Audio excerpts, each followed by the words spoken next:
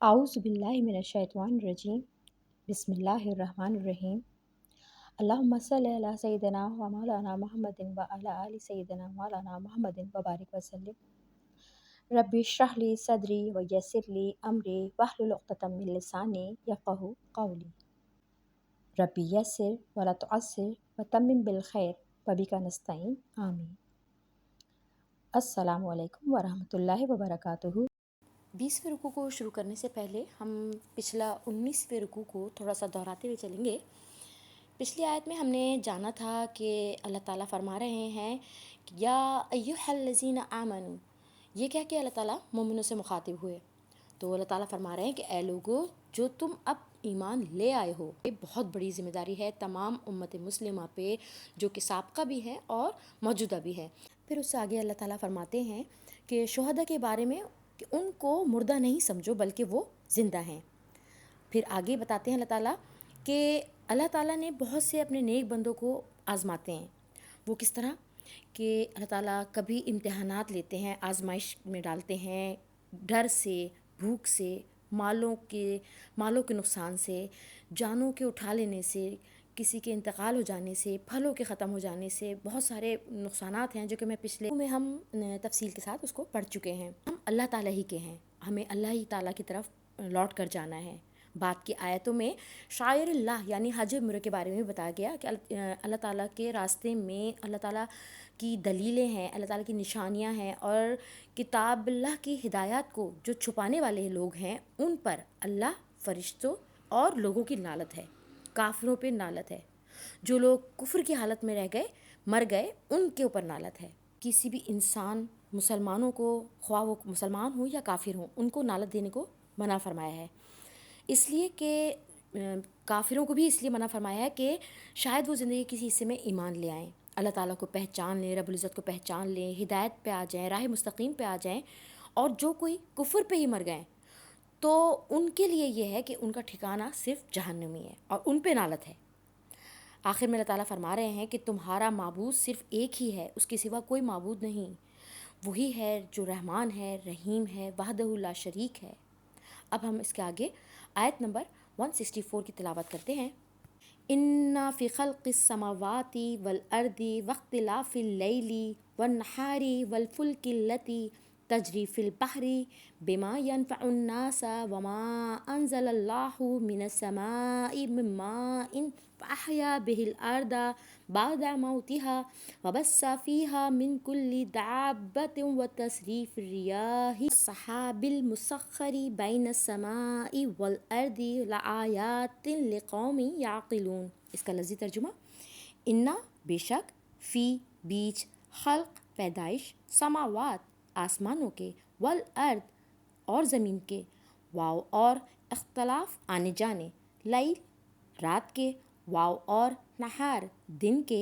वाव और फुल्क कश्तियों के, अल्लती जो के, तजरी चलती हैं, फ़ी बीच बाहर दरिया के, बिमा साथ उस चीज़ के यनफ़उन नास, यनफ़उ नफ़ा देती है, नास लोगों को, वमा और जो कुछ, अनज़ला उतारा, अल्लाह ने, मिनस समाई आसमान से, मिन माइन पानी से, फ़अहया पस जिलाया, बिही साथ इसके, अर्द ज़मीन, बादा पीछे, मौतिहा मौत उसकी के, वाव और बस्सा बखेरे, फ़ीहा बीच इसके, मिन से, कुल्ली हर, दाब्बतिन जानवर, वाव और तसरीफ़ फेरने, रियाह हवाओं के, व सहाबी और बादलों के, मुसख्खरी जो हुक्म के बांधे हैं, बैना दरमियान, समा आसमान के, वल अर्द और ज़मीन के, ला आयातिन अलबत्ता निशानियाँ हैं, लिक़ौमिन वास्ते कौम के, याक़िलून अक्लमंद हैं। इसका तर्जुमा करते हैं। बिलाशुबा आसमान और ज़मीन के पैदा फरमाने में और रात और दिन के उलट फेर में और कश्तियों में जो कि चलती हैं समंदर में, वो सामान लेकर जो लोगों को नफ़ा देता है, और जो कुछ फरमाया नाजिल अल्लाह ने आसमान से यानी पानी, پھر زندہ فرمایا اس کے ذریعے زمین کو اس کے مردہ ہو جانے کے بعد، اور پھیلا دیے زمین میں ہر قسم کے چلنے پھرنے والے جانور، اور ہواؤں کے گردش کرنے میں اور بادلوں میں جو آسمان و زمین کے درمیان مسخر ہیں، ضرور نشانیاں ہیں ان لوگوں کے لیے جو سمجھ رکھتے ہیں۔ پچھلے رکوع کی آخری آیت وَإِلَٰهُكُمْ إِلَٰهٌ وَاحِدٌ جب یہ نازل ہوئی تو مشرکین کو بہت تعجب ہوا اور کہنے لگے محمد صلی اللہ علیہ وسلم یہ کہتے ہیں کہ معبود صرف ایک ہی ہے، اگر وہ سچے ہیں تو کوئی نشانی دکھائیں۔ اس پر اللہ تعالیٰ نے یہ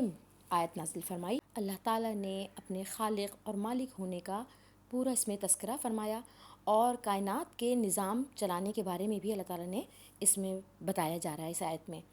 اللہ تعالیٰ ہی ہمارا معبود ہے، ایک وہ واحد ہے، ہر چیز کا معبود ہے،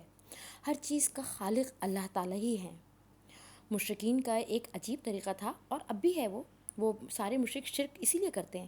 کہ پیدا کیا ہے اللہ تعالیٰ نے، رزق دیا ہے اللہ تعالیٰ نے، ہر طرح کی پرورش اللہ تعالیٰ کی طرف سے ہے، اولاد اللہ تعالیٰ دے رہے ہیں، کھانے پینے کی چیزیں اللہ تعالیٰ پیدا فرما رہے ہیں، لیکن مشرکین عبادت کسی کر رہے ہیں؟ اپنے ہی بنائے ہوئے معبودوں کی۔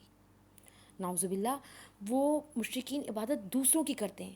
اسی طرح مشرکین مکہ کے سامنے بھی جب یہ بات آئی کہ معبود صرف ایک ہی ہے تو وہ تعجب سے کہنے لگے کہ کیا تمام معبودوں کو ایک ہی معبود نے بنایا ہے؟ بلا شبہ یہ تو بڑی تعجب کی بات ہے۔ اور آج کل بھی ہم دیکھتے ہیں کہ دنیا میں ایک عجیب جگہ ہے ہماری،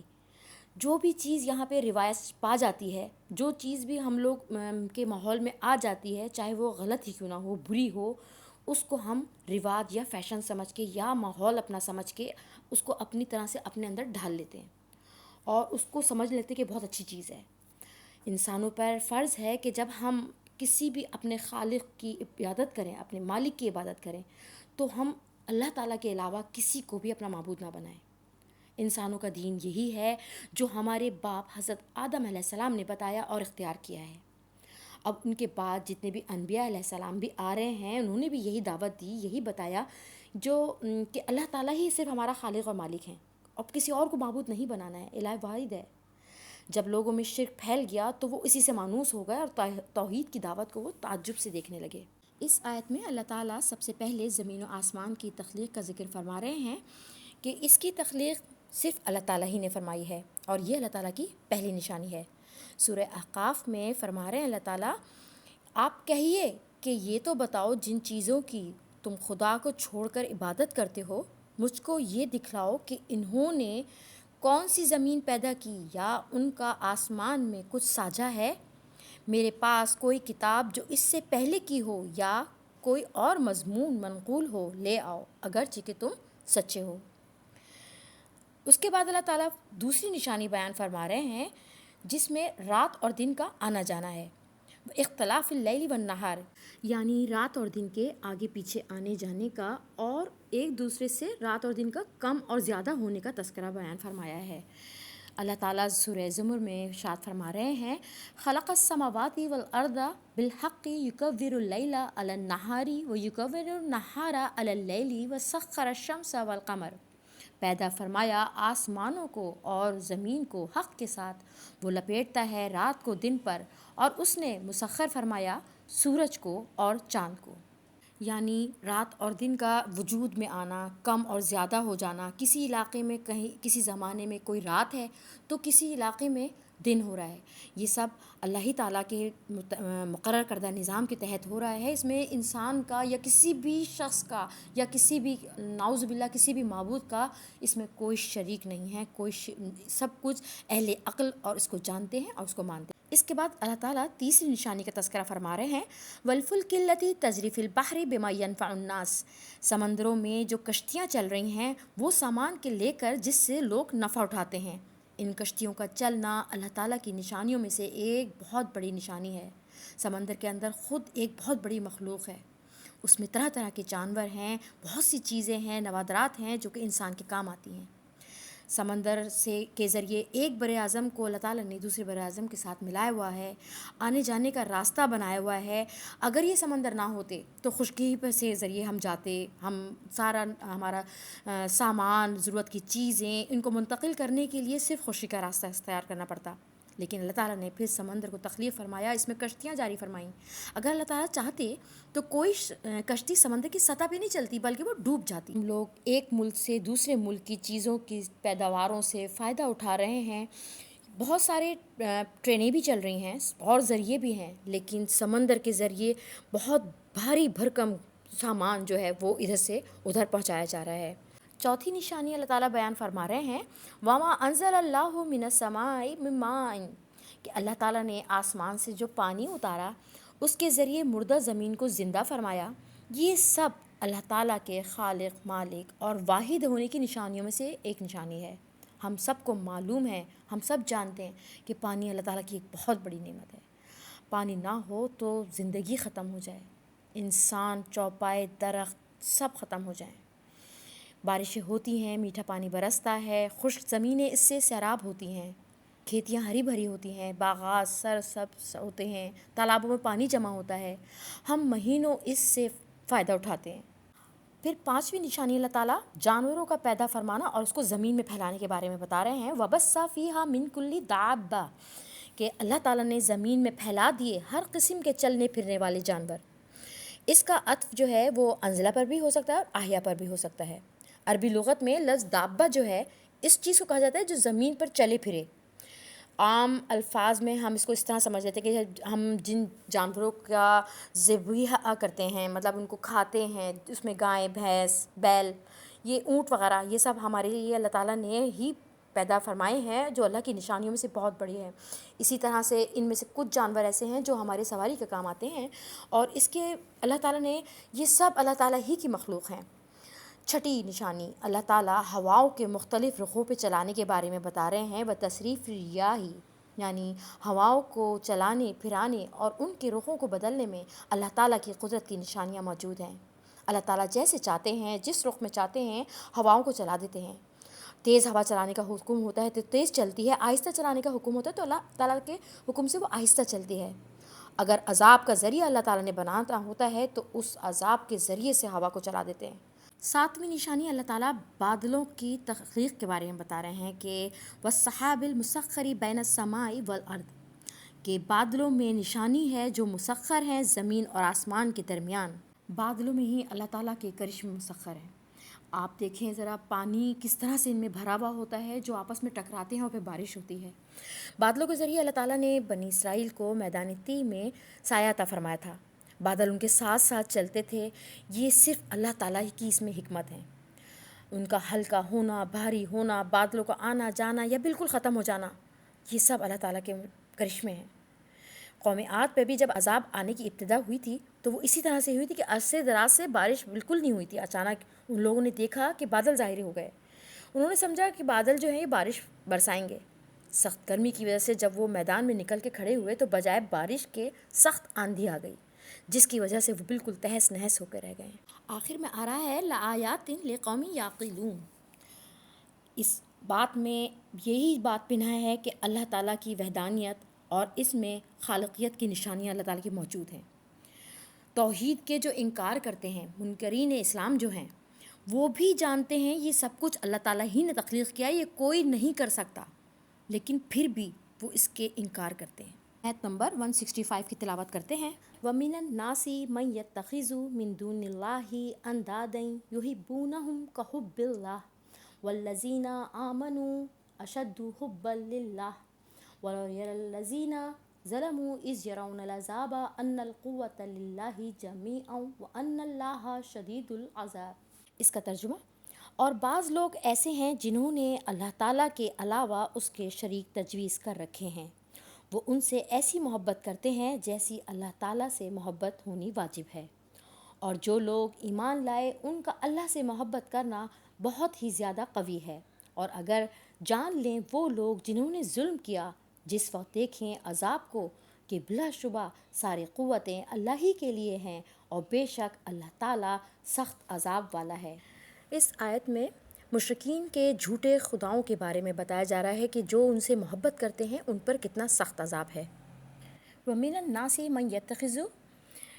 کہ اللہ تعالیٰ کے مد مقابل میں اللہ کے شریک بنانا، کسی کو اللہ کے برابر لے آنا اور اس کو ہی سب کچھ سمجھنا۔ من دون اللہ، اس کا یہی مطلب ہے کہ اللہ کے علاوہ کسی اور کو شریک بنانا۔ کحب اللہ، ایسی محبت جیسی اللہ سے ہو،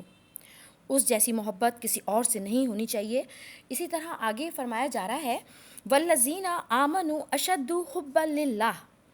اس میں لفظ اشد جو آ رہا ہے یہ لفظ شدید سے نکلا ہے اور یہ باب تفعیل کا صیغہ ہے، یعنی سب سے زیادہ شدید محبت صرف اللہ تعالیٰ سے کی جائے۔ مشرک لوگ جو تھے وہ اللہ تعالیٰ کے برابر معبودوں کو بنا لیا کرتے تھے، ان کی عبادت کرتے تھے، ان کی نظریں مانتے تھے، ان کے لیے جانور ذبح کرتے تھے۔ تو انہی کے لیے بتایا گیا ہے کہ ایسے لوگ جھوٹے معبود نہ بنائیں اور ایسی محبت نہ کریں جیسی اللہ تعالیٰ سے محبت کرنی ہے۔ اگر بلندی کو پانا ہے تو بلندی والے کام بھی کرنے ہیں، معمولی اور حقیر چیزوں کو معبود نہیں بنانا ہے۔ اللہ کو اگر پانا ہے تو اللہ کی رضا والے کام کرنے ہیں، اللہ کو واحد ماننا ہے۔ ہم اللہ کے بنائے ہوئے ہیں اور ہم کیا کر رہے ہیں؟ مادی چیزوں کے حصول میں خود کو برباد کر رہے ہیں، چیزوں کے حصول کے لیے دوسروں کو خفا کرتے ہیں، اللہ تعالیٰ کو خفا کر رہے ہیں۔ مطلوب ہمارا صرف اللہ تعالیٰ ہونے چاہیے، اور مطلوب کے درجے میں جو بھی آ گیا، یعنی کہ کسی بھی مال و متاع کی، اولاد کی، نفس کی، جان کی، گھر کی، کسی بھی چیز کی اگر محبت غالب آ گئی اللہ کی محبت کے آگے تو یہ سب کچھ شرک ہے۔ اللہ سے محبت کرنی ہے، اور اگر بس اولاد کی بھی اگر محبت کر رہے ہیں ہم تو اللہ کی محبت سے نیچے ہو۔ بیوی شوہر سے، شوہر بیوی سے محبت کرے لیکن اللہ کی محبت سے نیچے ہو، اللہ کی محبت سے اوپر نہ ہو جائے۔ مال سے محبت کر لی اور محبت بڑھ گئی تو شرک ہے، کیونکہ وہ مال کا پجاری ہو گیا ہے۔ حدیث ہے کہ ہلاک ہو جائے، برباد ہو جائے وہ شخص، وہ بندہ جو درہم اور دینار سے محبت کرے۔ اللہ تعالیٰ کے لیے ہی بس یہی ہے کہ اللہ اکبر کبیرہ، لا ضد لہ لا ند لہ ولا جور لہ ولا شبہ لہ ولا حد لہ ولا عد لہ ولا مثل لہ ولا کفو لہ ولا نظیر لہ ولا وزیر لہ ولا شریک لہ۔ مطلب بس یہی ہے کہ اللہ تعالیٰ سب سے بڑے ہیں، ان کا کوئی مخالف نہیں، ان کا کوئی ہمسر نہیں، ان کے لیے کوئی نہیں ہے، ان کی کوئی حد نہیں ہے، نہ کوئی گنتی ہے، نہ کوئی مثال ہے، نہ ان کی کوئی برابری کر سکتا ہے اللہ تعالیٰ کے، نہ اللہ تعالیٰ کا کوئی ثانی ہے، نہ اللہ تعالیٰ کا کوئی وزیر ہے، اور سارا ملک سب ملکیت اللہ تعالیٰ ہی کی ہے، اس کی ملکیت میں کوئی شریک نہیں۔ اگر ہم کو اللہ کی رضا چاہیے تو ہم کو ترک آرزوئیں کرنی ہیں، دنیاوی محبوب جو ہیں ان کی محبت کو ختم کرنا ہے، اتنی محبت نہیں بڑھانی ہے کہ اللہ کی محبت پہ فوقیت آ جائے، یعنی یہاں پہ شرک آ جائے گا۔ ہمیں خود کو اللہ کی رضا پہ چھوڑنا ہے، وَأُفَوِّضُ أَمْرِي إِلَى اللَّهِ، کہ میرا ہر کام اللہ ہی کے لیے ہو، بھوک، جان، مال، اولاد، سب کچھ اس کی ایسی محبت جو اللہ کی محبت سے اوپر ہو جائے، ان سب کو چھوڑنا ہے، برداشت کرنا ہے۔ اگر جیسے ہم اپنی ہی مثال لیں کہ ہم عورتوں کو اگر ہمیں گرمی لگ رہی ہے تو ہمیں اس چیز کو برداشت کرنا ہے یہ سوچ کے کہ اللہ تعالیٰ ہم کو کہیں جہنم کی آگ میں نہ ڈال دیں، تو اس دن کی گرمی، روز محشر کی گرمی سے بچنے کے لیے یہاں اللہ کی رضا کے خاطر اپنے آپ کو ہم نے پردہ کرنا ہے۔ جن لوگوں نے خدا کے ساتھ اس کا ہمسر بنا لیا تو گویا اس نے اپنی جانوں پہ ظلم کیا۔ قیامت کے دن جب اپنے عذاب کو یہ دیکھیں گے تو اس وقت جان لیں گے کہ ساری قوت اللہ ہی کے لیے ہے۔ اس موقع پہ ان کو بہت زیادہ پشیمانی ہوگی، ندامت ہوگی، شرمندگی کے سوا کچھ نہیں حاصل ہوگا، کوئی فائدہ نہیں پہنچے گا۔ اسی طرح سے اللہ تعالیٰ پھر آگے فرما رہے ہیں وَلَوْ يَرَى الَّذِينَ ظَلَمُوا أَنْدَادَهُمْ لَا تَنْفَعُوا، تو یعنی جنہوں نے ظلم کیا اگر وہ جان لے کہ ان کے بنائے ہوئے خدا نفع دینے والے نہیں ہیں تو وہ یہ بات ضرور جان لیں کہ ساری قوت صرف اللہ ہی کے لیے ہے۔ اللہ تعالیٰ فرما رہے ہیں کہ میں تمہارا ہوں، مجھ تک آؤ، مجھ کو پالو، حاصل کر لو۔ اگر ہم کو اللہ تعالیٰ مل رہا ہے، اللہ تعالیٰ ہم کو پکار رہے ہیں تو کیا ہم چھوڑ دیں گے؟ سوچیں اللہ مل رہا ہے ہم کو، اللہ اکبر۔ آگے کیا آیت تلاوت کرتے ہیں؟ استبرأ الذین اتبعوا من الذین اتبعوا ورأوا العذاب وتقطعت بهم الاسباب وقال الذین اتبعوا لو ان لنا کرة فنتبرأ منهم كما تبرؤوا منا كذلك يريهم الله أعمالهم حسرات عليهم وما هم بخارجين من النار۔ اس کا ترجمہ، جب کہ بیزار ہو جائیں گے وہ لوگ جن کی پیروی کی گئی ان لوگوں سے جنہوں نے پیروی کی تھی، اور دیکھ لیں گے عذاب کو، اور کٹ جائیں گے ان کے آپس کے تعلقات، اور کہیں گے وہ لوگ جنہوں نے پیروی کی کاش ہم کو واپس جانا نصیب ہو جاتا تو ہم ان سے بیزار ہو جاتے جیسا کہ وہ ہم سے بیزار ہو گئے۔ اللہ اسی طرح دکھائے گا ان کو ان کے اعمال حسرتیں بنا کر، اور وہ آگ سے نکلنے والے نہ ہوں گے۔ ان آیات میں کافروں کی ایک اور حسرت اور ندامت ان کے سامنے ذکر فرمائی جا رہی ہے کہ یہ وہ لوگ جو کہ دنیا میں غیر معبودوں کی تابعداری کر رہے تھے، ان کی پیروی کر رہے تھے، ان کو اپنا پیشوا مان رہے تھے تو اور ان کے پیچھے چل رہے تھے، ان کی اولاد نے ان کے پیچھے ان کو فالو کیا تو انہوں نے اپنا ناس مار لیا، انہوں نے اپنی زندگی تو برباد کی ہی تھی، اپنی عاقبت بھی ختم کر دی۔ وہاں پر جب قیامت کا دن ہوگا تو یہ اپنے ماننے والے اور اپنے پیچھے چلنے والے اور ان کی رضامندی کے لیے جو قربانیاں دیا کرتے تھے وہ صاف صاف کہہ دیں گے کہ ہمارا تمہارا کوئی تعلق نہیں ہے۔ اور یہ بیزاری ایسے موقع پہ ہوگی جب ان کے ماننے والے اس دنیا سے گزر چکے ہوں گے، کفر شرک پہ مر چکے ہوں گے۔ وہاں نہ ایمان ان کا معتبر ہوگا، نہ دنیا میں واپس آ سکیں گے، اور عذاب بھگتنے کے سوا ان کے پاس کوئی چارہ نہیں ہوگا۔ ان کے اپنے آپس کے تمام تعلقات ختم ہو چکے ہوں گے، کوئی بھی کسی کی کوئی مدد نہیں کر سکے گا اور نہ ہی کوئی ان کی مدد دے سکے گا کوئی ان کو۔ اللہ تعالیٰ سورہ مومن میں فرما رہے ہیں مَا لِلظَّالِمِينَ مِنْ حَمِيمٍ وَلَا شَفِيعٍ يُطَاعُ، ظالموں کے لیے نہ کوئی دوست ہوگا، نہ ہی کوئی سفارشی ہوگا جس کی اطاعت کی جائے گی۔ جب سرداران قوم بیزاری ظاہر کریں گے تو وہ لوگ جنہوں نے ان کا اتباع کیا تھا وہ کہیں گے اگر ہمیں دنیا میں واپس بھیجنا ہو جائے، ہم واپس چلے جائیں تو اسی طرح سے ہم ان سے بیزار ہوں گے جیسے وہ اس دن ان سے بیزار ہو رہے ہیں۔ آگے اللہ تعالیٰ فرما رہے ہیں کَذَلِكَ يُرِيهِمُ اللَّهُ أَعْمَالَهُمْ حَسَرَاتٍ عَلَيْهِمْ، یعنی جس طرح ان کو آپس میں ایک دوسرے سے وہ بیزاری ہو رہی ہوگی، اسی طرح اللہ تعالیٰ ان کے دوسرے اعمال بھی حسرتیں بنا کر ان کو دکھائے گا، اور اس حسرت سے ان کو کوئی فائدہ حاصل نہیں ہوگا۔ دوزخ کے عذاب کے ساتھ ساتھ ان کو مستقل عذاب جہنم کا ملے گا۔ بار بار وہ نادم ہوں گے کہ ہم حضرت انبیاء اکرام کا اتباع کر لیتے تو شاید اچھا ہو جاتا، کفر و شرک اختیار نہ کیا ہوتا تو ان کی بہتری ہوتی، فلاں فلاں عمل اختیار نہ کیا ہوتا تو کیا ہی اچھا ہوتا، اور اس عذاب میں تو کم از کم مبتلا نہ ہوتے۔ لیکن اس دن کا سوچنا، سمجھنا، نادم ہونا دوزخ کے نکلنے کا ذریعہ نہیں بنے گا، وہ اس میں ہمیشہ رہیں گے اور اس میں سے کبھی نہیں نکل سکتے ہیں۔ وما ہم بخارجین من النار، اس میں ہمیشہ رہیں گے، جہنم ہی ان کا نصیب ہوگا۔ یہاں پہ ہمارا 20واں رکوع الحمدللہ اختتام ہوا ہے۔ اب ہم 21ویں رکوع کی آگے کی آیت تلاوت کرتے ہیں۔ یا ایھا الناس کلوا مما فی الارض حلالا طیبا ولا تتبعوا خطوات الشیطان انہ لکم عدو مبین انما یامرکم بالسوء والفحشاء وان تقولوا علی اللہ ما لا تعلمون۔ اس کا ترجمہ، اے لوگوں کھاؤ ان چیزوں میں سے جو زمین میں حلال پاکیزہ ہیں، اور مت پیچھے چلو شیطان کے قدموں کے، بے شک وہ تمہارا کھلا ہوا دشمن ہے، وہ تم کو صرف برائی کا اور بے حیائی کا حکم کرتا ہے، اور یہ کہ تم اللہ کے ذمے وہ باتیں لگاؤ جن کو تم نہیں جانتے۔ اس آیت میں اللہ تعالیٰ زمین کی پاکیزہ حلال چیزوں کے بارے میں بتا رہے ہیں کہ ان کو کھانے کی اجازت ہے، جو کہ اللہ تعالیٰ نے زمین میں حلال پیدا فرمائی ہیں، اور آگے سے یہ بھی فرمایا ہے کہ شیطان کے قدموں کا اتباع نہ کریں، شیطان کے فالوور نہ بنیں، اس کی پیروی نہ کریں، کیونکہ اس کی شیطان کی بات ماننے میں سراسر نقصان ہے، ایک خسارہ ہے، ہلاکت ہے، بربادی ہے۔ اس کا کوئی بھی مشورہ، اس کا کوئی بھی عمل ہم انسانوں کے لیے اس میں خیر نہیں ہو سکتی، وہ تو ہمارا کھلا دشمن ہے، کیونکہ اس کو اللہ تعالیٰ نے اجازت دی، اس نے مانگی اللہ تعالیٰ سے کہ وہ نیک بندوں کو راہ مستقیم پر بھٹکائے گا ضرور، اس پہ سیدھی نہیں آنے دے گا۔ وہ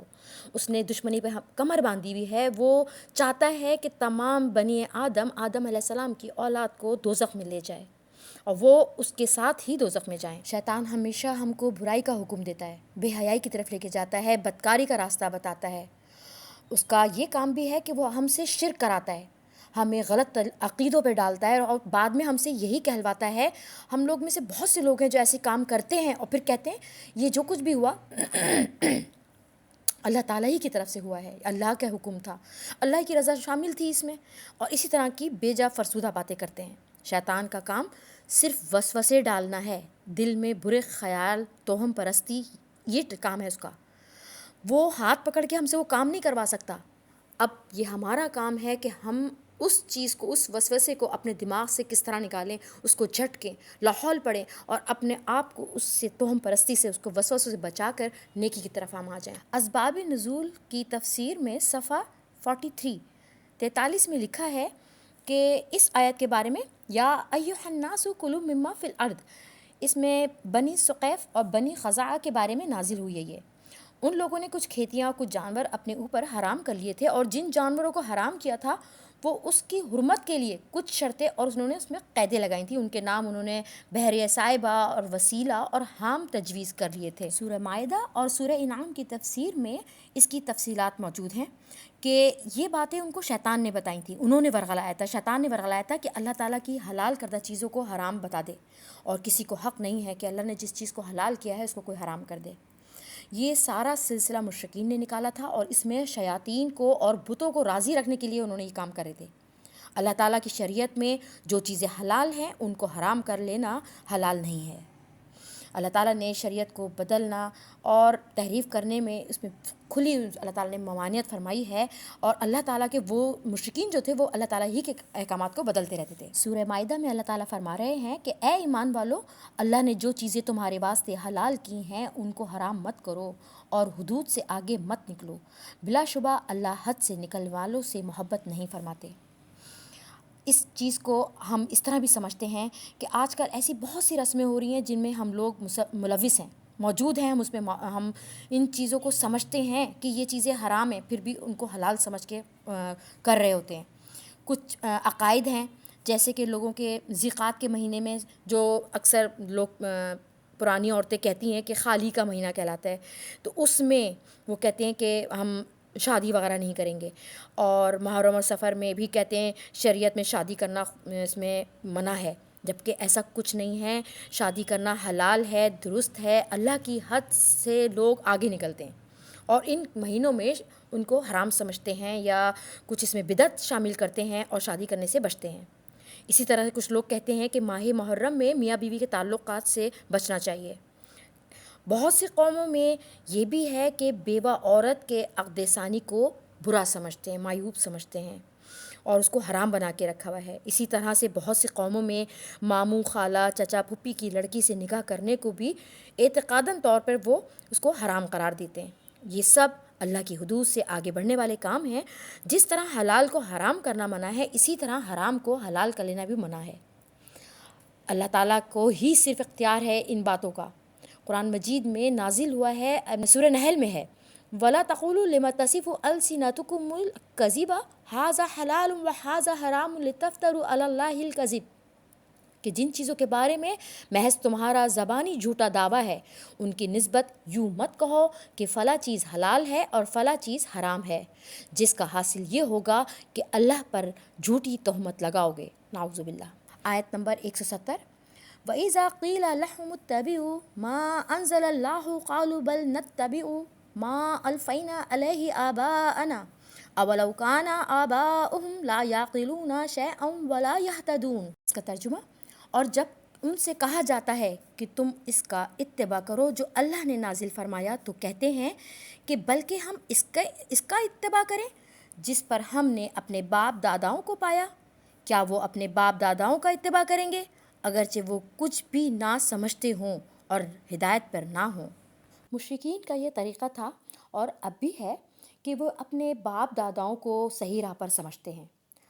مشرکین کے علاوہ یہ کچھ ہم لوگوں میں بھی یہ چیز ہے، کیونکہ ہم نے بھی اپنے آباء و اجداد سے جو صدیوں سے ان باتوں میں چل رہے تھے، غلط باتوں پہ اگر وہ چل رہے تھے تو وہ آسانی سے نہیں چھوٹتی ہے، کچھ نہ کچھ اس کے اثرات باقی رہتے ہیں۔ جیسے کہ آج کل کے بھی دور میں ہمارے ہاں ہندوانہ رسم و رواج بہت موجود ہیں، مائیوں کی رسمیں ہوتی ہیں، ڈھول ڈھمکے ہوتے ہیں، اچھی خاصی شادی جو سنت میں ہے ہماری، جو ہم سب کو معلوم ہے کہ سنت نبوی میں صرف نکاح ہونا چاہیے، ولیمہ ہونا چاہیے، اور یہ سب گانے باجے تاشے اور سب کچھ ہندوانہ رسمیں جو چلی آ رہی ہیں، ہم سب جانتے ہیں کہ ہمیں پیچھے سے اڈاپٹ کیے ہم لوگوں نے، ہماری نہیں ہے، ہمارے سنت میں نہیں ہے، لیکن پھر بھی ہم کر رہے ہیں۔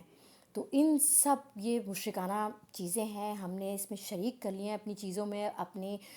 جو ہماری حلال اور سنت والی نکاح کے طریقے ہیں اس میں مزید اور بھی اس کے علاوہ بھی زندگی کے بہت سارے ہمارے عوامل ایسے ہیں جس میں کہ ہم نے مشرکوں کی چیزیں اپنے میں ڈال لی ہیں،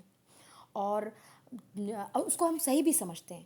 تمام توہمات کو ہم اڈاپٹ کرے ہوئے ہیں، ان کو اپلائی کرتے ہیں اپنی زندگی میں، اور سمجھتے ہیں کہ ہم بالکل ٹھیک ہے، صحیح ٹریک پہ جا رہے ہیں، بس ٹھیک ہے، سب لوگ کرتے چلے آ رہے ہیں، ہم بھی کریں گے۔ کون لوگ ہیں پھر جو کھڑے ہوں گے اور کہیں گے کہ نہیں، یہ چیز نہیں ہونی چاہیے، اس میں سادگی آنی چاہیے۔ اس چیز میں ہم لوگوں کو یہ سوچنا ہے کہ مشرکین سے ہمیں نہیں ملے ہم لوگ۔ کفر شرک کی مذمت اگر مشرکین کو صاف بتا دی گئی تھی، توحید کے بارے میں صاف بتا دیا گیا تھا، لیکن کسی بھی قیمت پہ وہ اپنے باپ داداؤں کا دین کفر شرک پر چھوڑنے کو تیار نہیں ہوتے ہیں۔ ان کا ایک ہی جواب ہوتا ہے کہ ہم ان طور طریقوں کو کیسے چھوڑیں، اپنے رسم و رواج کے ہم پابند ہیں، جو ہمارے پیچھے سے ہوتا چلا ہے ہم وہی کریں گے۔ یا پھر یہ کہنے کو سننے کو ملتا ہے کہ جو سب کچھ ہوتا چلا آ رہا تھا اس کو اب ہم ایک دم سے کیسے چھوڑ دیں۔ اللہ تعالیٰ کی دین کی سمجھنے کے لیے طرف آنے کے لیے ہم میں سے سب کو کھڑے ہونا ہے، حق بات کو ماننا ہے، حق بات کو تسلیم کرنا ہے، مشرکانہ طریقے چھوڑنے ہیں، تاکہ ہم میں اور ہندوؤں میں اور مشرکین میں، مسلمانوں میں فرق ہونا چاہیے۔ اس آیت میں بھی اسی طرح سے مشرکین کی تردید کی گئی ہے، ان کو منع فرمایا گیا ہے۔ فرمایا جا رہا ہے اولو کان آباؤہم لا یعقلون شیئا ولا یہتدون، کیا وہ اپنے باپ داداؤں کا اتباع کریں گے اگرچہ کہ وہ کچھ بھی نہ سمجھتے ہوں اور ہدایت پر نہ ہوں۔ باپ داداؤں نے اپنی ناسمجھی کی وجہ سے شرک اگر اختیار کر لیا ہے، غیر اللہ کی پرستش کر رہے ہیں، برے رسم و رواج نکال لیے ہیں، وہ لوگ کیسے لائق ہوں گے پیروی کرنے کے؟ صحیح کیسے کہہ دیں گے آپ ان کو؟ پھر بھی یہ معلوم ہے ان لوگوں کو کہ باپ داداؤں کے پاس اللہ تعالیٰ کی طرف سے کوئی ہدایت نہیں آئی ہے، نہ ان کے پاس اللہ تعالیٰ کے پاس سے کوئی کتاب آئی تھی، نہ کوئی نبی آیا تھا ان کو ہدایت دینے کے لیے، پھر بھی سراسر وہ گمراہی میں لگے ہوئے ہیں،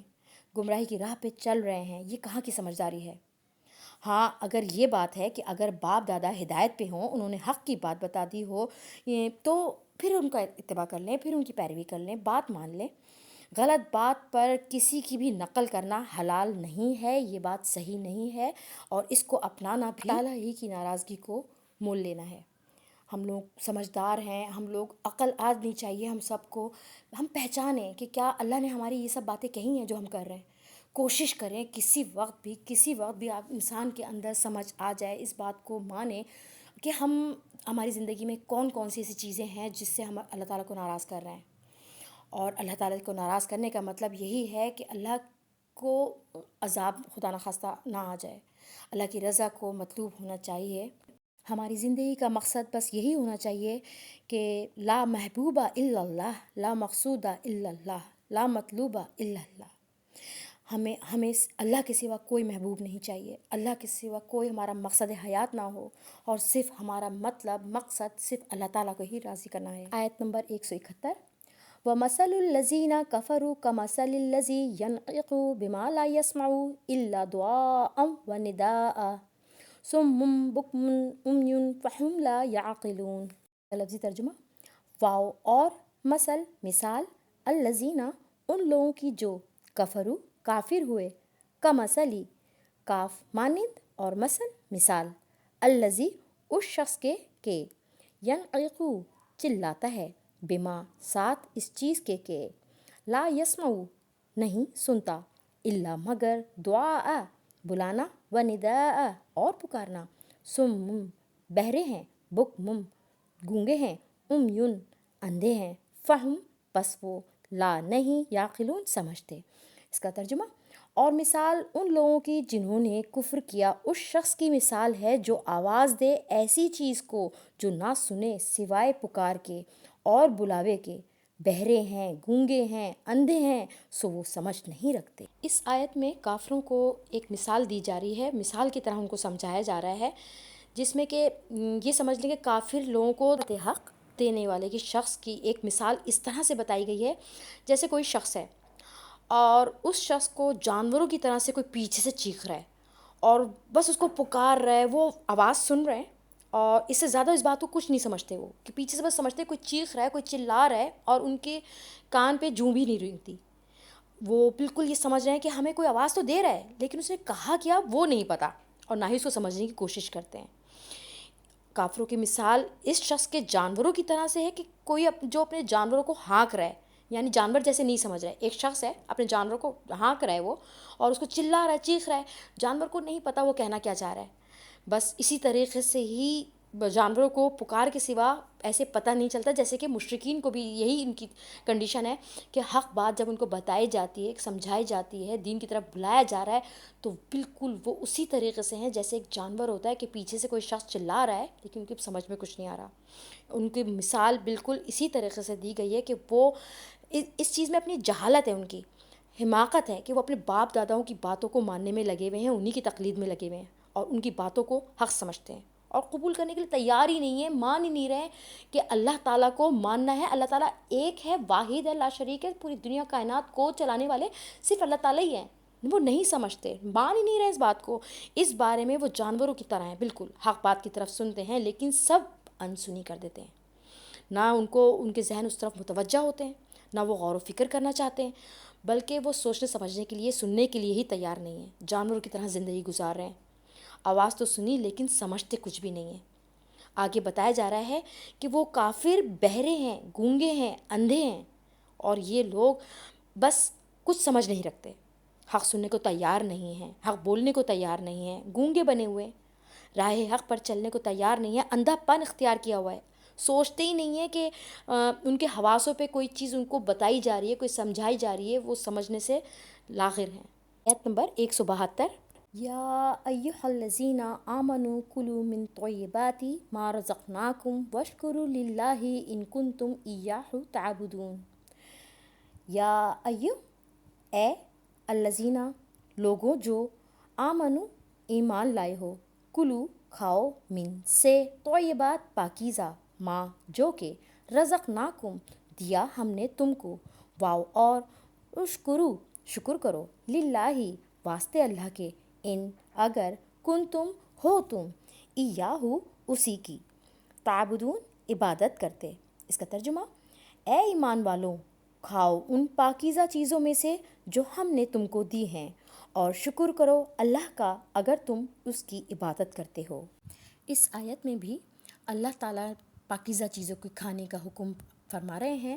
کہ اللہ تعالیٰ نے جو بھی نعمتیں دی ہیں ان کا شکر ادا کرنے کا حکم دیا گیا ہے، اور فرمایا گیا ہے کہ اگر تم اللہ کی عبادت کرتے ہو تو اس کا شکر ادا کرو۔ جو حق اللہ کی عبادت کا ہے وہ شکر کے بغیر مکمل نہیں ہے۔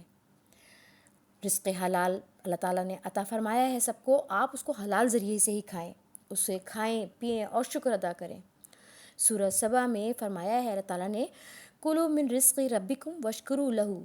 اپنے رب کے رزق سے کھاؤ اور اس کا شکر ادا کرو۔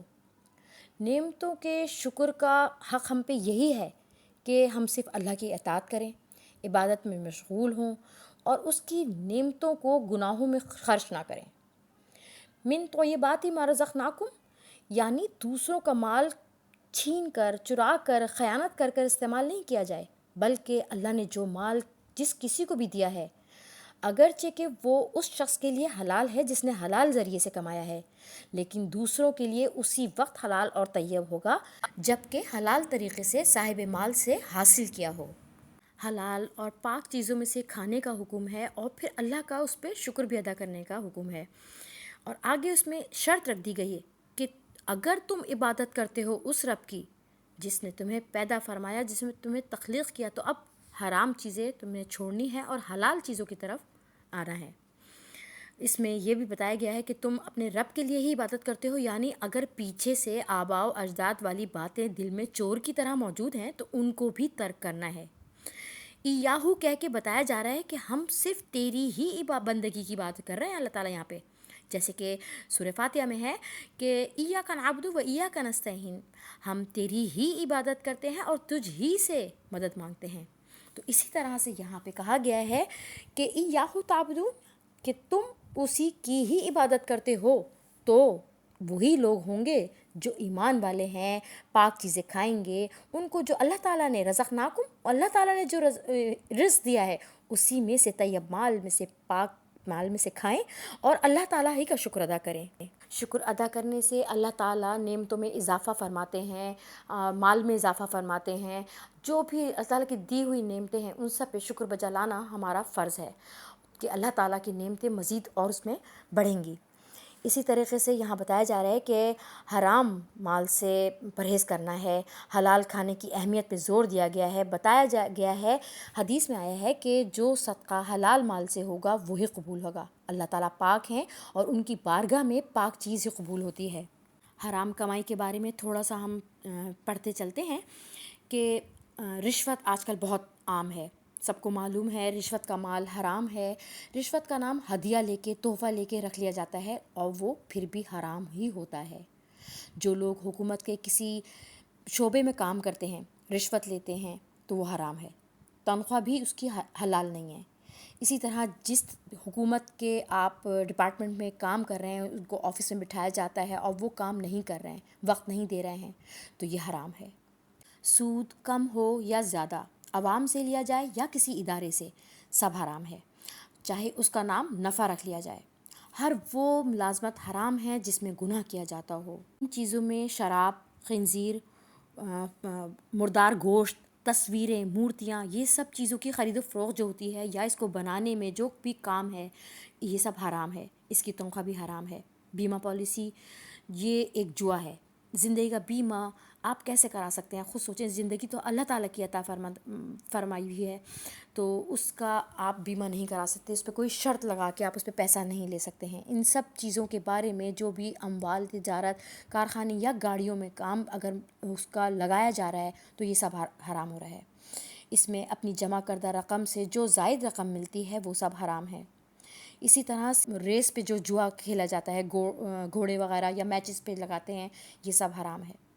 لوگوں کو اغوا کر کے جو ان پہ رقم حاصل کی جاتی ہے وہ سب حرام ہے۔ لوگ پیری مریدی کا کاروبار کرتے ہیں، اہل حق اور اہل اشاعت کو سمجھ کر جو کچھ دیا جاتا ہے وہ سب حرام ہے۔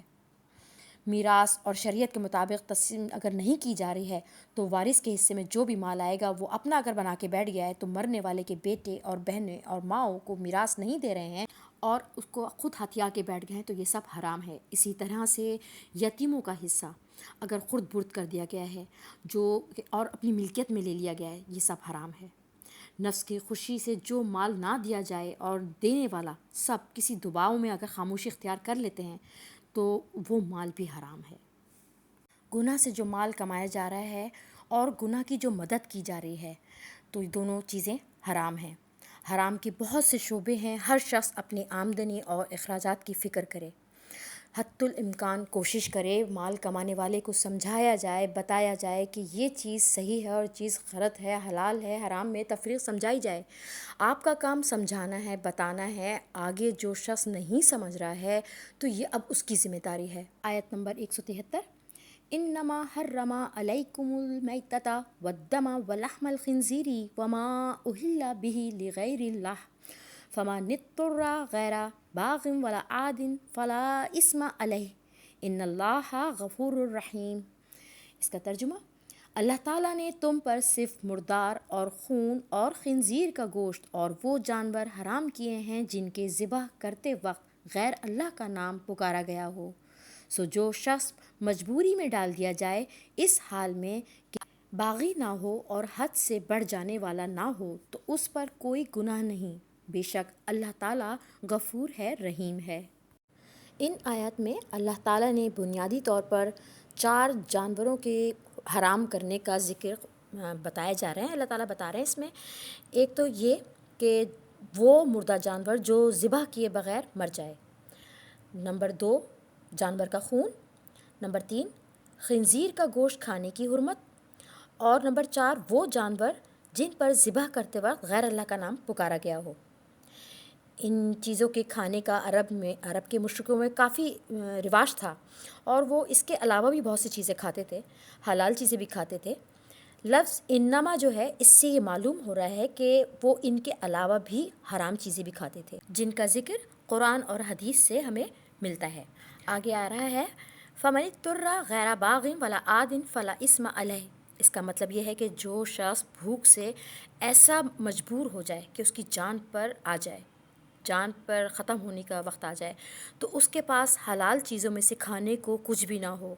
تو وہ حرام چیزوں میں سے اپنی جان بچانے کے لیے اتنا سا کھا سکتا ہے جس سے اس کی موت کے منہ سے وہ نکل آئے، صرف اتنا ہی کھائے جس سے اس کی جان بچ جائے، اس سے آگے نہ بڑھے، لذت کا اس کو مزہ نہ لینا شروع کر دے، لذت کا طالب نہ ہو جائے۔ مثلا اگر بھوک سے جان جا رہی ہے تو شراب پینے اور سور کھانے کی اجازت کو بہانہ بنا کر یہ نہ سوچ بیٹھے کہ آج تو اجازت مل گئی ہے، خوب مزے سے کھا لیتے ہیں، پی لیتے ہیں، پھر کبھی موقع ملے نہ ملے تو ایسا نہیں سوچنا ہے، بلکہ یہ صرف ایک اللہ کی طرف سے ایک اجازت دی گئی ہے وقتی۔ ایسا آدمی جو کرے گا یا سوچے گا وہ باغی ہے، یعنی حد سے بڑھنے والا ہے۔ کوئی بھی شخص اگر لذت کے لیے ان چیزوں کو کھائے گا یا ضروری مقدار سے زیادہ کھائے گا تو وہ گناہگار ہے۔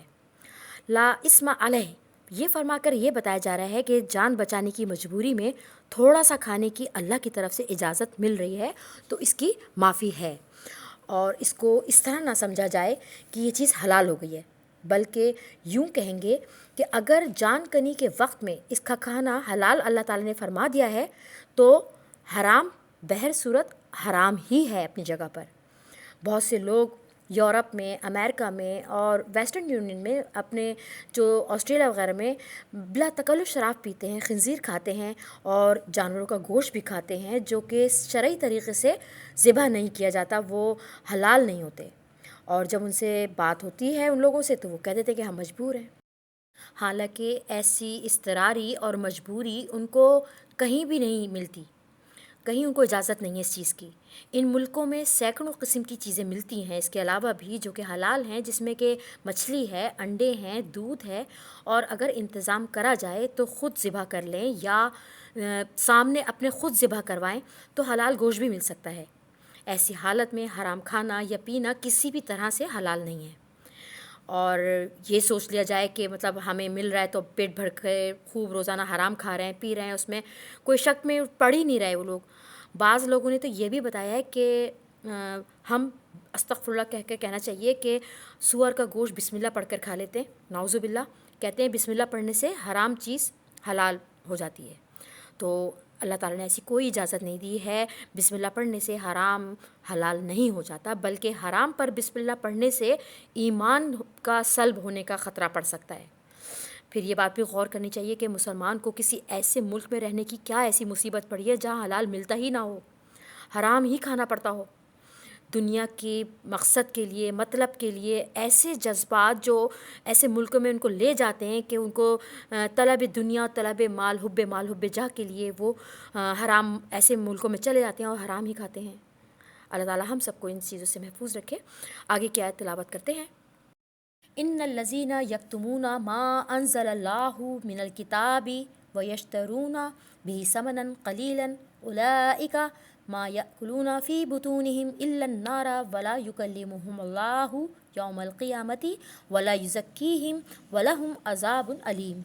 اولئک الذین اشتروا الضلالۃ بالہدی والعذاب بالمغفرۃ فما اصبرهم على النار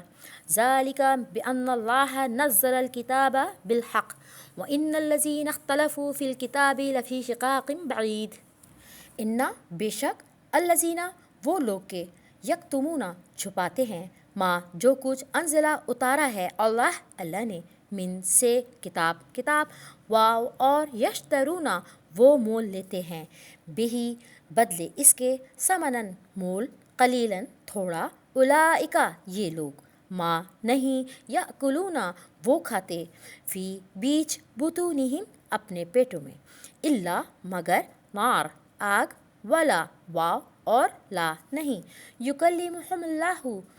بات کرے گا ان سے اللہ یوم القیامہ قیامت کے دن،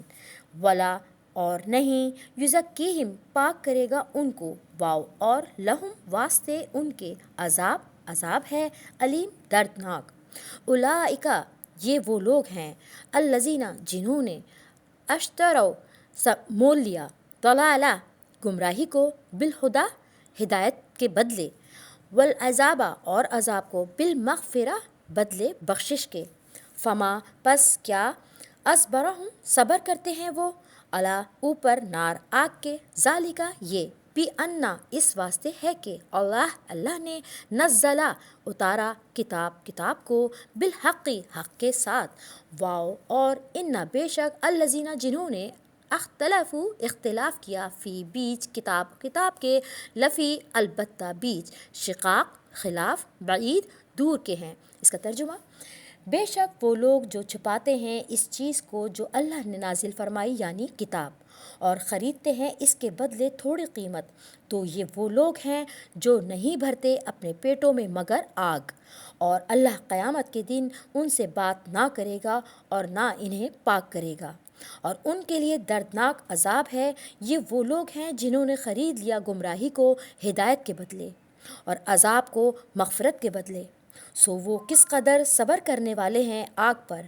یہ اس وجہ سے ہے کہ بے شک اللہ نے نازل فرمایا کتاب کو حق کے ساتھ،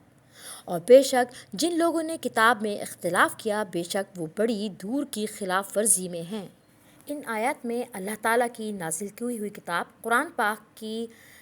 حق باتوں کو چھپانے اور اس میں رد و بدل کرنے اور اس میں تحریف کرنے کے بارے میں، اور قرآن پاک کی غلط تفسیر کو بتانے اور اس کے اوپر دنیاوی معاوضے کو ذریعہ بنانے والے جو لوگ تھے اس بارے میں منع فرمایا ہے کہ ایسا نہیں کرنا ہے کہ دنیاوی معاوضے کے خاطر آپ قرآن پاک کو نہیں بیچیں، اس کی آیتوں کو نہیں، آپ اس کے بدلے قلیل سی آپ معاوضہ حاصل نہ کریں۔ اسباب نزول میں صفحہ 44 پر علامہ واحدی صاحب نے حضرت ابن عباس سے نقل کیا ہے کہ یہ آیت یہودیوں کے رؤسا، ان کے امیر جو لوگ تھے اور علماء کے بارے میں نازل ہوئی ہے، جو اپنے نیچے کے لوگوں کو اس باتوں کو نشانیاں اللہ تعالیٰ کی آیات جب سناتے تھے اس کا ہدیہ یا اس سے کے بدلے رقم وصول کرتے تھے، اور ان کی یہ خوش فہمی تھی اور ان کی امید بھی تھی کہ نبی آخر الزماں صلی اللہ علیہ وسلم انہی کی قوم میں سے ہوں گے۔ لیکن جب نبی آخر الزماں صلی اللہ علیہ وسلم کی بعثت ہو گئی بنی اسرائیل میں تو ان کے قبائل میں سے نہیں تھے وہ، تو انہوں نے یہودیوں نے، ان کے علماء نے ان کی صفات کو بدل کے رکھ دیا، اور ان کے پاس توریت میں حالانکہ ان کے پاس موجود تھیں وہ پہلے سے، جس میں ان کی کھلی نشانیاں حضور اکرم صلی اللہ علیہ وسلم کے آنے کی پوری نشانیاں موجود تھیں، اس کے باوجود بھی اس کو انہوں نے انکار کیا، چینج کیا، اور حضور اکرم صلی اللہ علیہ وسلم کی دوسری صفات ان کو بتا دیں جو کہ توریت شریف میں نہیں لکھی ہوئی تھیں۔ تاکہ یہ وجہ کیوں تھی کہ وہ عوام کو چاہتے تھے کہ نبی آخر الزماں حضرت محمد مصطفیٰ صلی اللہ علیہ وسلم پر ایمان نہ لائیں اور ان کی ریاست باقی نہ رہے، زیادہ مسلمانوں میں اضافہ نہ ہو، سابقہ امت میں ہی اضافہ ہوتا رہے، اور وہ چاہتے تھے کہ ان کی ہی ریاست چلتی رہے، ان کو رشوت ملتی رہے۔ اس سے پہلے بھی اللہ کی کتاب کے تمام انہوں نے مضامین کو چھپایا، اور اس چیز کے بارے میں پچھلے رکوعوں میں بہت زیادہ جو اس کی مذمت کی گئی ہے اس کا ہم تفصیل بیان پچھلے رکوعوں میں پڑھ چکے ہیں۔ دوبارہ اس مضمون کو اللہ تعالیٰ یہاں پہ دوبارہ فرما رہے ہیں، اور توجہ یہاں پہ پھر دلائی جا رہی ہے کہ اس حقیر دنیا کے حقیر مار کے لیے جو بھی حرکتیں تم لوگ کرتے ہو آخرت میں اس کا نتیجہ بہت برا ہوگا، کچھ نہیں ملنے والا۔ یہی حرکتیں ان کو دوزخ میں لے جانے والی ہیں۔ جو لوگ بھی ایسا کرتے ہیں وہ اس دنیا میں کھانے پینے کی چیزوں سے تو پیٹ اپنا بھر سکتے ہیں، لیکن یہ پیٹ بھرنا دوزخ کی آگ کے انگارے ان کے پیٹ میں بھرنے کا ذریعہ بن جائیں گے۔ یہ لوگ دنیاوی غذائیں نہیں کھا رہے ہیں بلکہ اپنے پیٹوں میں دوزخ کے انگارے بھر رہے ہیں، جن پر اللہ تعالیٰ کا شدید ترین غصہ ہے، عذاب ہے۔ اللہ قیامت کے دن ان سے مہربانی کے ساتھ بات نہیں فرمائیں گے، نہ ہی بات کریں گے، مہربانی تو بہت دور کی بات ہے، ان کو اللہ تعالیٰ پاک بھی نہیں کریں گے، ان کو دوزخ میں ان کو ہمیشہ وہاں رہنا پڑے گا۔ ان کے لیے دردناک عذاب ہے۔ یہ وہ لوگ ہیں جنہوں نے ہدایت دیکھ کر گمراہی خرید لی ہے۔ ان لوگوں نے جہنم کا عذاب خرید لیا ہے، اور ان کا کتنا حوصلہ ہے کہ جہنم کا عذاب برداشت کرنے کے لیے تیار ہیں۔ اس کے لیے کس طرح کی تیاری کر رہے ہیں، اللہ تعالیٰ ہم سب کو ان باتوں سے محفوظ رکھے۔ الحمدللہ یہاں پہ ہمارا 21واں رکوع کا بھی اختتام ہوا ہے، اور ہم اس دعا کے ساتھ اس اپنے سبق کا اختتام کرتے ہیں کہ یا اللہ تعالیٰ اس میں اگر ہم سے کوئی بھول چوک، کوئی کوتاہی، کوئی کمی بیشی ہو گئی ہے تو اس کا ہم سے مواخذہ نہ کیجیے گا۔ اس ہمارے کلام کو، ہماری کاوش کو اللہ پاک پروردگار اس کو قبول و مقبول فرمائیے، اس کو رہتی دنیا میں ہمارے لیے اجر و ثواب کا باعث بنا دیجیے۔ اس کا ثواب ہم کو، ہمارے ماں باپ کو، اور حضرت آدم سے لے کے قیامت تک آپ کے پاس جتنے بھی کل مومنین، کل مومنات، کل صالحین، کل صالحات، تمام مسلمانوں کو اس کا اجر عظیم عطا فرماتے رہیے گا۔ اے اللہ تعالیٰ ہمارے لیے اس کاوش کو قبول فرمائیے، آمین ثم آمین یا رب العالمین۔ السلام علیکم ورحمۃ اللہ وبرکاتہ۔